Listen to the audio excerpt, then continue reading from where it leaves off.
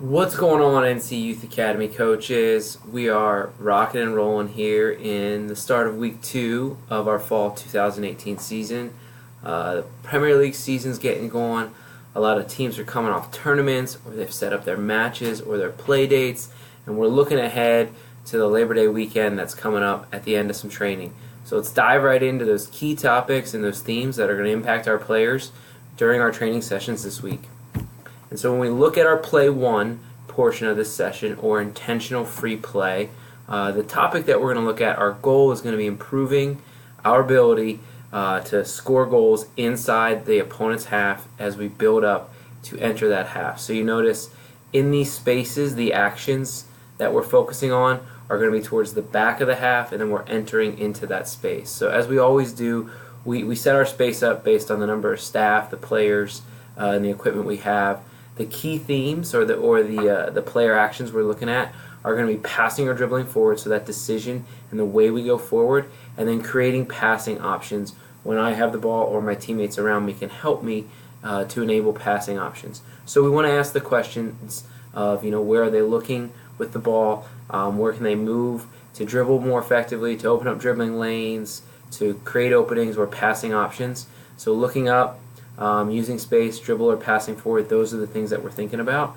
The intangibles are going to be decision making, reading the moments in the game, and then taking the initiative to take him or her on. And then as we move into the practice portion, again, we've got 3 components here. We've got a core activity, we've got a less challenging activity, and then a more challenging activity. So if you notice, the players are going to start with the ball. It's kind of a shift from when we would play the ball out. We like the players to start with the ball because that's who they're going to receive the pass from, and that's who visually they're going to track the ball coming from in this training exercise, but also in the player actions that we're focusing on. So it's 3v2, so 3 blues versus 2 reds. The 3 blues are dribbling into the space to begin, and they're looking to score on these 2 goals. At that point, the reds will enter the game, and if the reds win possession, they're scoring on 1 goal, and the blues would score on 2 goals for our main core activity. And notice we have a half line or a reference point 2/3 towards the back of the field because we want to enter that space and then think about what we do once we're now in this space. And then if we look at the less challenging activity, all we've done is add a 3rd goal for our attacking team. So the target team we're working with, we've added that 3rd goal.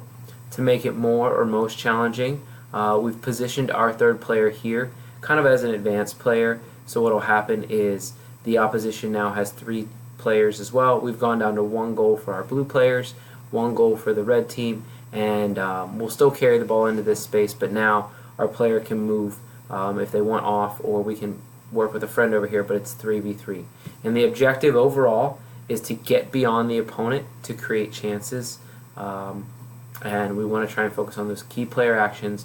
We want to weave in the keywords that we have down here, and if those aren't as effective, we can demonstrate, we can model, but we can lead them through our guided questions down here. Where do you look as an attacker? Where should you be to help emphasize a pass or dribble? And then what can wide players or people in open areas, once we spread out, what can they do to be more effective and dangerous? And then the test, everything culminates with our play 2. So again, we set up a full field match based on our environment, players, equipment, and staff. But we want to have a formation, we want to have an objective, we want to weave in those questions again, and we want to emphasize those keywords as we're coaching them in the test or play 2, the final portion of the session. And then we're always learning, we're always growing, so build your page of experience or build your book of experience here, and you're always self-assessing as you're going through, whether it's play 1, practice core, more or less. Is it organized? What do I think about its game reality or its game application?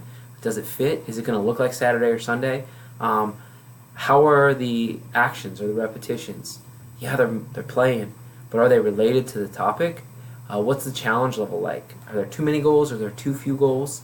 And then lastly, what's the best way for me to intervene, coach, to reemphasize something, to teach something new, or to correct or incentivize? Hopefully that helps as you look into 2nd, 3rd weekend for most of us across the state. Thanks. Bye.